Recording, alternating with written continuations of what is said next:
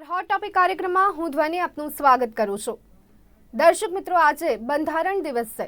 જી હા, 26 નવેમ્બરને બંધારણ દિવસ તરીકે મનાવવામાં આવે છે। બંધારણની જો વાત કરવામાં આવે તો બંધારણ એટલે બંધારણની અંદર એવા નિયમો, એવા કાયદાઓ કે જેના પર સરકાર કામ કરે છે।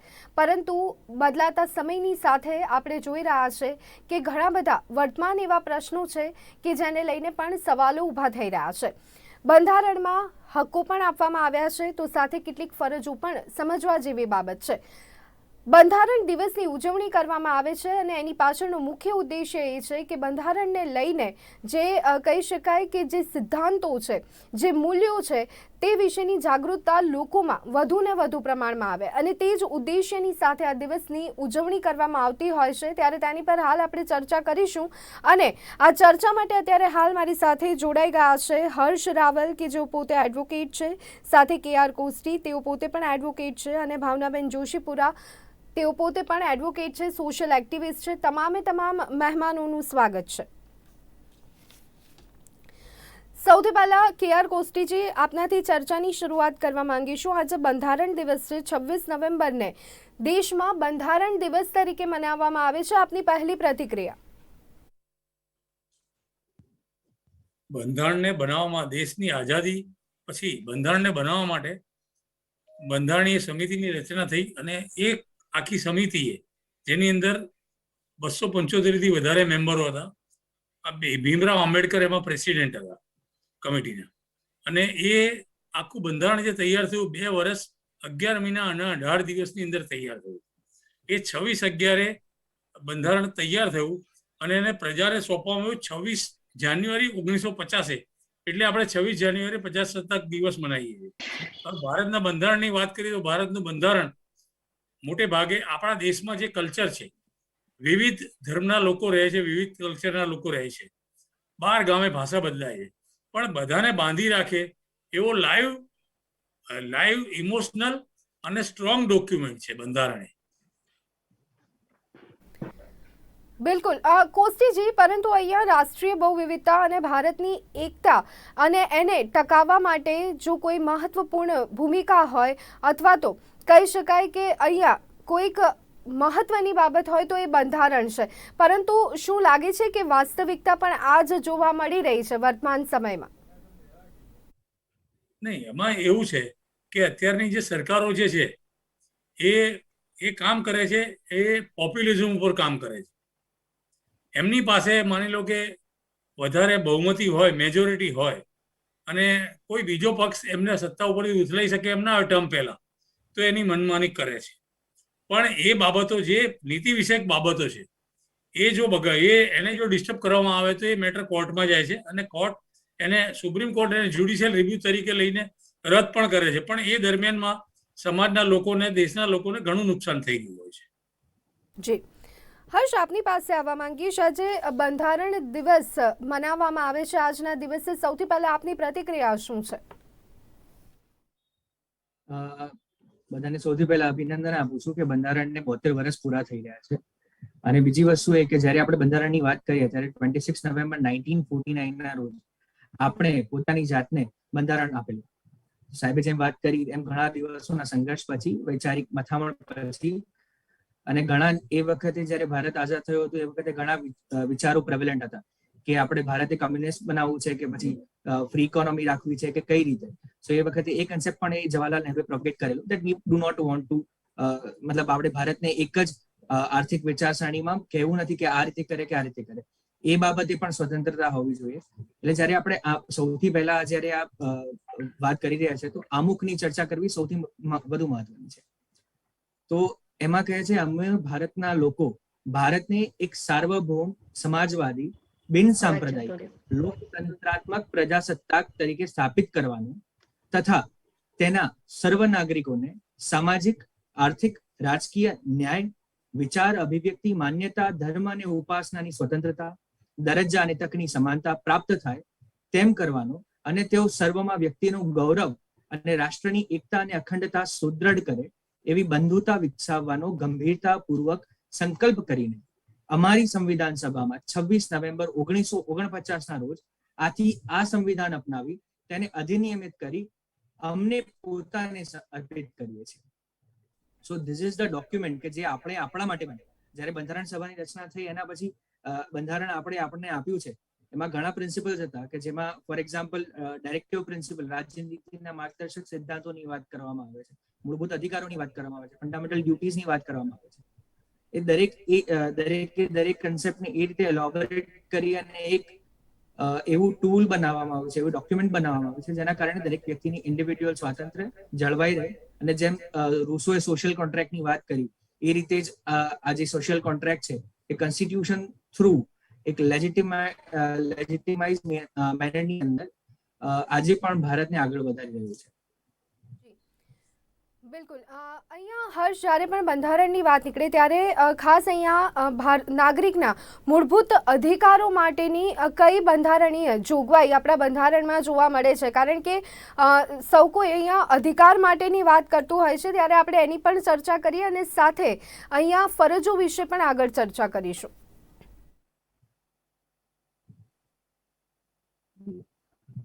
જી, બેઝિકલી કોન્સ્ટિટ્યુશનની રાઇટ્સ પાર્ટ 3 કન્સિસ્ટ કરે છે ફંડામેન્ટલ રાઇટ્સ, અને પાર્ટ 3 ની અંદર પણ એક જ અધિકારની હું વાત કરવા માંગુ છું અત્યારે આપની સામે. એ છે અનુચ્છેદ 21, right to life and personal liberty. According to Constitution, no person shall be deprived of his life or personal liberty except according to procedure established by law. એટલે કોઈ પણ વ્યક્તિના કોઈ પણ અધિકાર કે જીવન સ્વાતંત્ર્યની આ માત્ર ને માત્ર સિટીઝન માટે નથી, દરેક વ્યક્તિ માટે છે. તેમના બધા કોઈ પણ અધિકારો, એમનું વ્યક્તિ સ્વાતંત્ર્ય કાયદાના સિદ્ધાંતોથી કે કાયદા વિરુદ્ધ થઈ અને એમના અધિકારો લઈ શકે નહીં. અને આ અધિકાર એટલા મહત્વના ગણવામાં આવ્યા છે. ફંડામેન્ટલ રાઇટ્સ, જે રાઇટ ટુ ઇક્વાલિટી છે, right against protection from discrimination છે, આ બધા અધિકારો એટલા મહત્વના ગણવામાં આવે છે કે હાઈકોર્ટ અને સુપ્રીમ કોર્ટ ડાયરેક્ટલી અંડર અનુચ્છેદ 226 ના નીચે હાઈકોર્ટમાં તમે ડાયરેક્ટલી રીટ પિટિશન કરી શકો છો, અને સુપ્રીમ કોર્ટમાં 32 ના નીચે ડાયરેક્ટલી રીટ તમે પિટિશન કરી શકો છો. કે આ અધિકારો એ બહુ જ મહત્વના ગણવામાં આવે છે, અને એમાં આર્ટિકલ 21 એ આખા બંધારણનું એક હાર્દ ગણી શકાય છે. એટલે ફંડામેન્ટલ રાઇટ્સ એ દરેક વ્યક્તિના ફંડામેન્ટલ રાઇટ કોન્સ્ટિટ્યુશનલ બંધારણીય અધિકાર છે. અને બીજો એક કન્સેપ્ટ એ પણ ડેવલપ થયો છે કે બંધારણીય અધિકારો અલગ છે અને મૂળભૂત અધિકારો અલગ છે. જે પાર્ટ 3 માં બંધારણની અંદર મૂળભૂત અધિકારો આપ્યા છે એ મૂળભૂત અધિકારો છે. બાકી બંધારણમાં રાઇટ ટુ પ્રોપર્ટી પણ આપેલી છે, એ બંધારણીય અધિકાર ગણી શકાય. એટલે there are different rights all together. જી બિલકુલ. ભાવનાબેન, આપની પાસે આવવા માંગીશ. આપ સુધી અમારો અવાજ પહોંચી રહ્યો છે? જી ભાવનાબેન, આપનો ઓડિયો અનમ્યુટ કરશો કે જેથી કરી આપનો અવાજ અમારા સુધી પહોંચી શકે.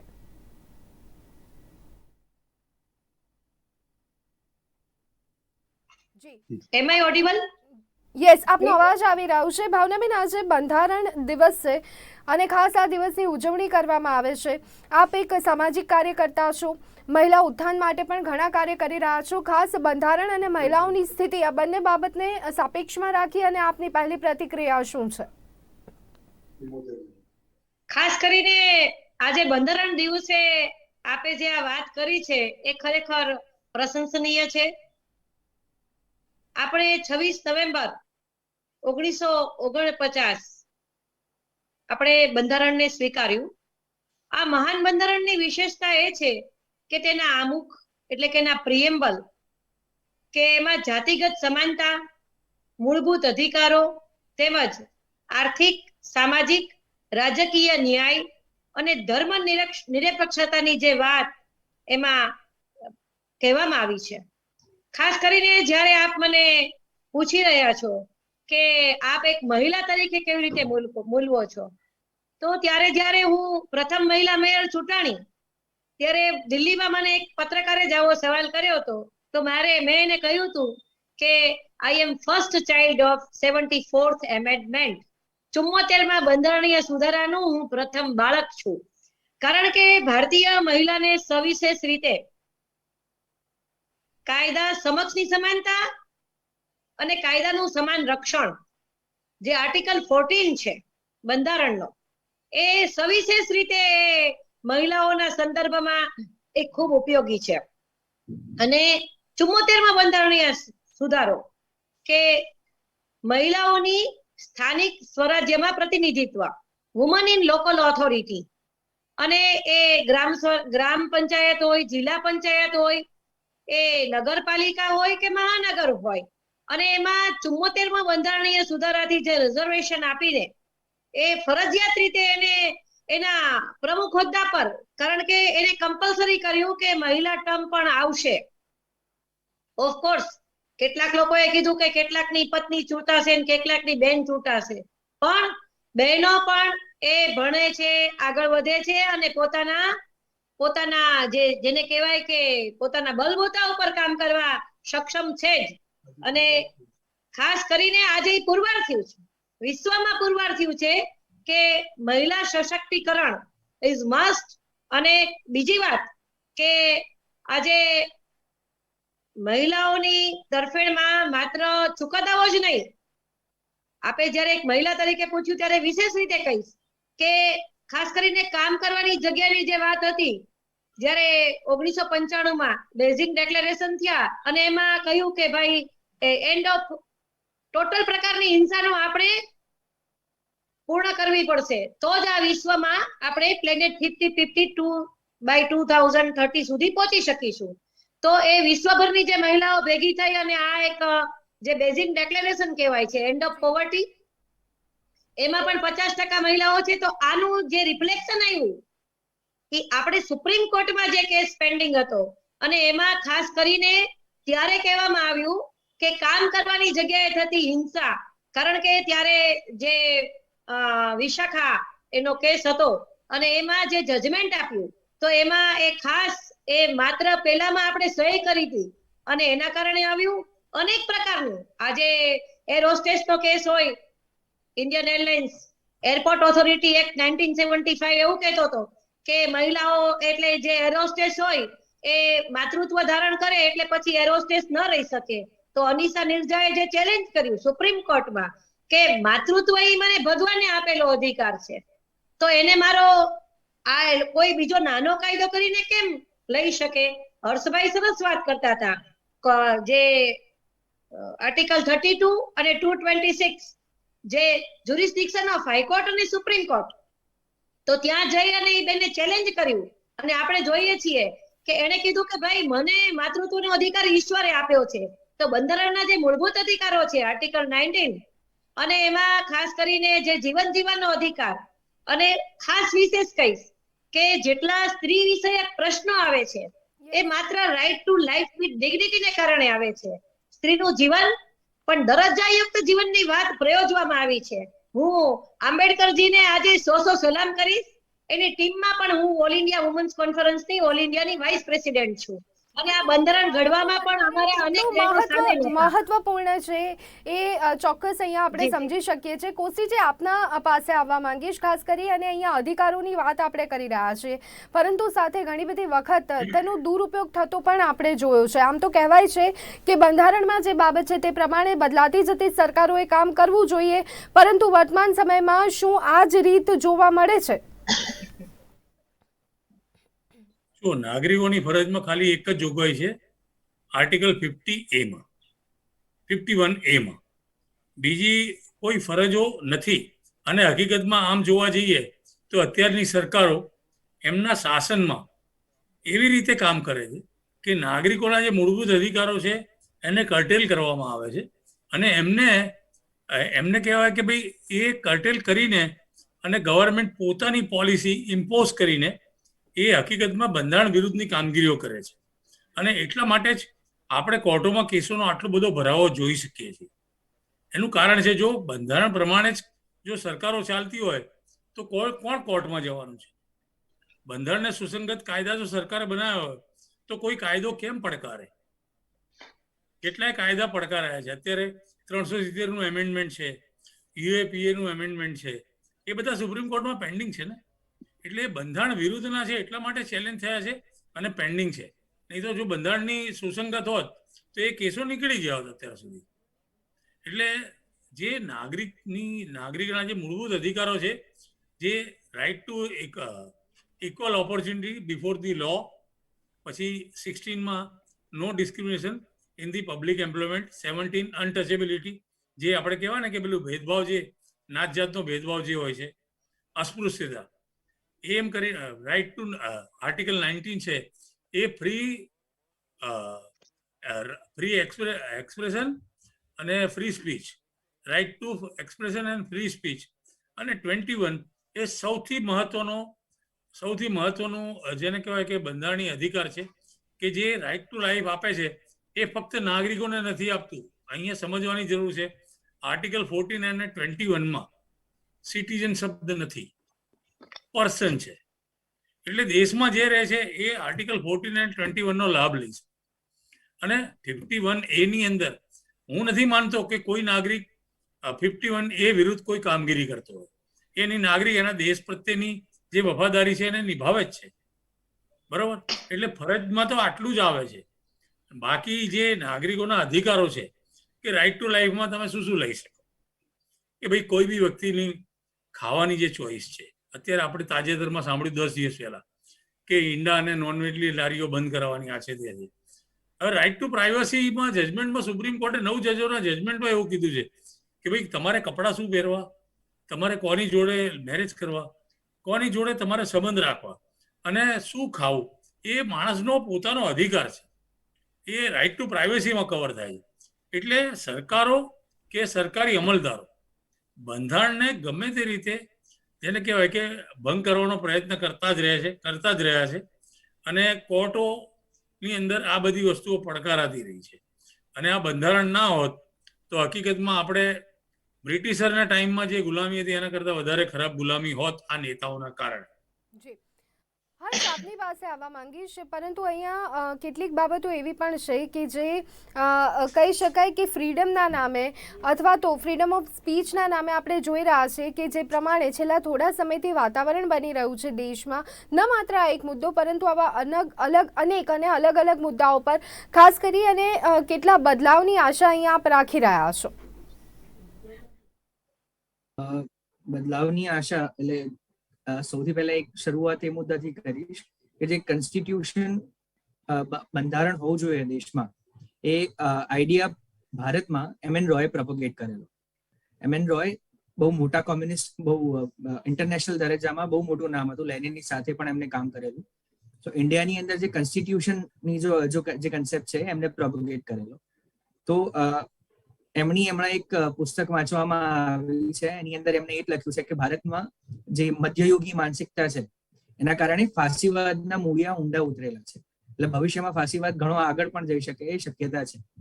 એટલે અત્યારે જે આપણે આ જોઈ રહ્યા છીએ કે જે એન્ટી કોન્સ્ટિટ્યુશનલિઝમ, જે એન્ટી કોન્સ્ટિટ્યુશન મતલબ બંધારણના વિરુદ્ધના જે આઈડિયા પ્રોપોગેટ થઈ રહ્યા છે, જે ધર્મ વિરુદ્ધની લાગણીઓ લોકોમાં ભડકાવવામાં આવી રહી છે, આ બધું એક સિસ્ટમેટિક અપ્રોચ થી ડેવલપ થઈ રહ્યું છે.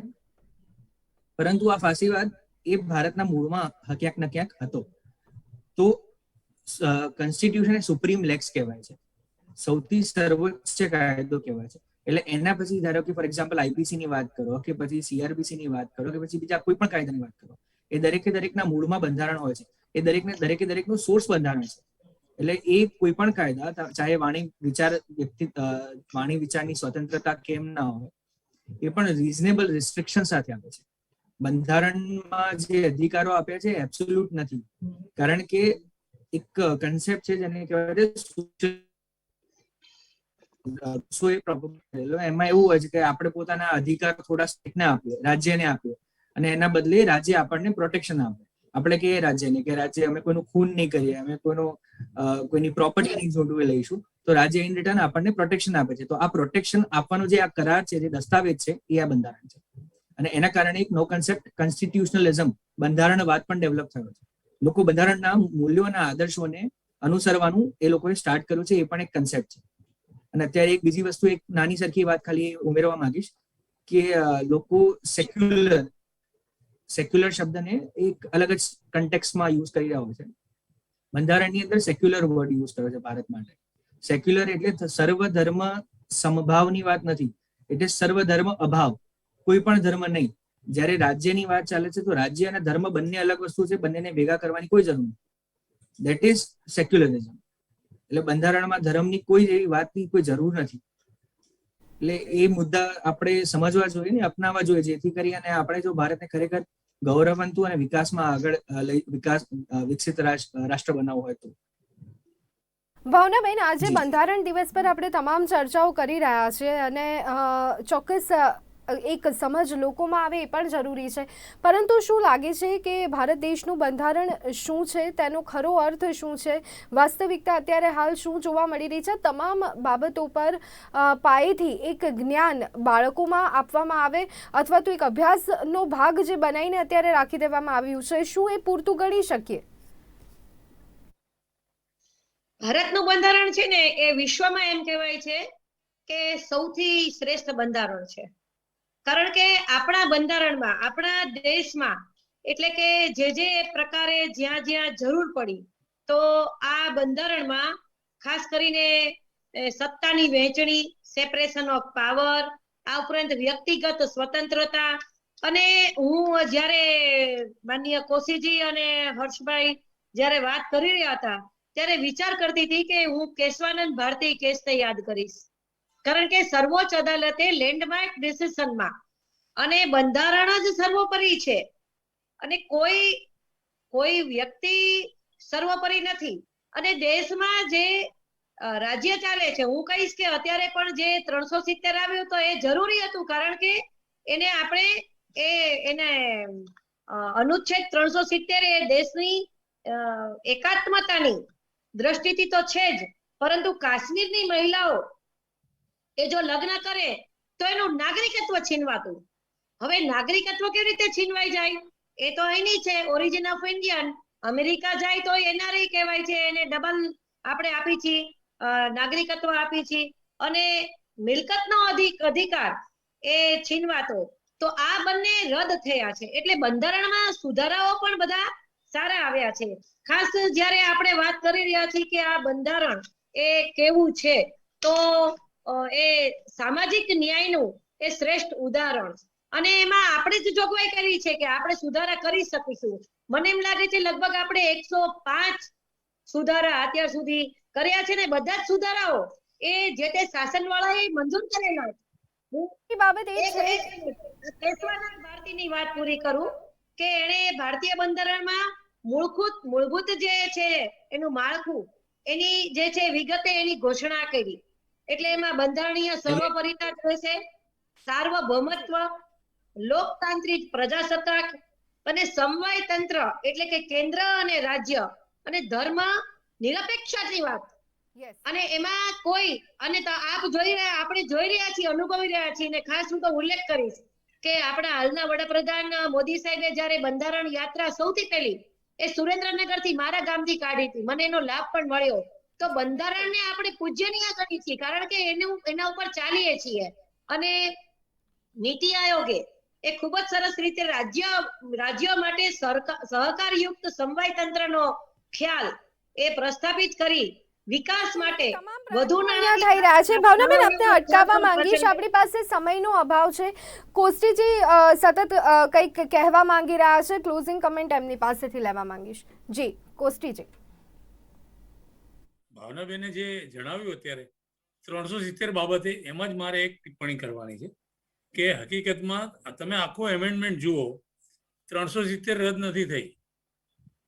370 ની જે ઇફેક્ટ હતી ને એને બદલવાનો પ્રયત્ન થયો છે. અને હકીકતમાં જમ્મુ કાશ્મીર રિઝર્વેશન તો પહેલાથી ત્યાં હતું. અત્યારે હકીકતમાં નોકરી નથી મળતી. અને જે જમીન ખરીદવાની વાત, કેટલા લોકોએ જમીન ખરીદી? હકીકતમાં અત્યારે એવું કહીએ કે જમ્મુ કાશ્મીરની જે ભૂમિ છે કાશ્મીરની, એ હકીકતમાં ત્યાં છે ને સરકારી હત્યાઓથી ખરડાયેલી છે વધારે. એ જે સ્ટેટસ છે ને એ જે બદલવાનો પ્રયત્ન કર્યો છે, સુપ્રીમ કોર્ટ પોતે મેટર કેમ શા માટે એડમિટ કરે મેટર? એટલે સવાલ, બેન તમારી વચ્ચે હું નથી બોલ્યો, તમારી વચ્ચે હું નથી, હા એમ. એટલે સવાલ 370 નો નથી. હવે 371 આર્ટિકલ વાંચ્યું છે કોઈએ? કેટલા સ્ટેટને સ્પેશિયલ સ્ટેટનો દરજ્જો મળ્યો છે? કેટલા સ્ટેટને? તમે કોમન સિવિલ કોડની વાત કરો છો. કોમન સિવિલ કોડ શું ખરેખર રસ્તામાં છે કે પાણીપુરીની લારીએ જઈને પાણીપુરી ખાવાની છે? આ જે બધી સમસ્યાઓ છે એ સમસ્યાઓ સરકાર ઊભી કરે છે, અને લોકોની અંદર ધાર્મિક ભાવનાઓ અને જાતિગત જે કહેવાય કે જાતિગત રાજકારણ છે એના કારણે આ દેશની હાલત બગડે છે.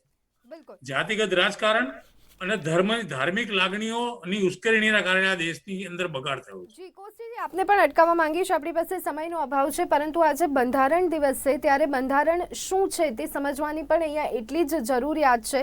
સાથે અત્યારના જે સળગતા પ્રશ્નો છે એનું નિરાકરણ કેવી રીતે હોઈ શકે છે, અને સાથે અલગ અલગ જે કહી શકાય કે ખોટા મતલબ કાઢવાની નીતિ અત્યારે હાલ જોવા મળે છે, જે રાજકારણ અહીંયા અત્યારે હાલ જોવા મળી રહ્યું છે, તેની પણ અહીં આપણે ચર્ચા કરી રહ્યા હતા. તમામ જે મહેમાનો આપણી સાથે જોડાયા તેમનો ખૂબ ખૂબ આભાર.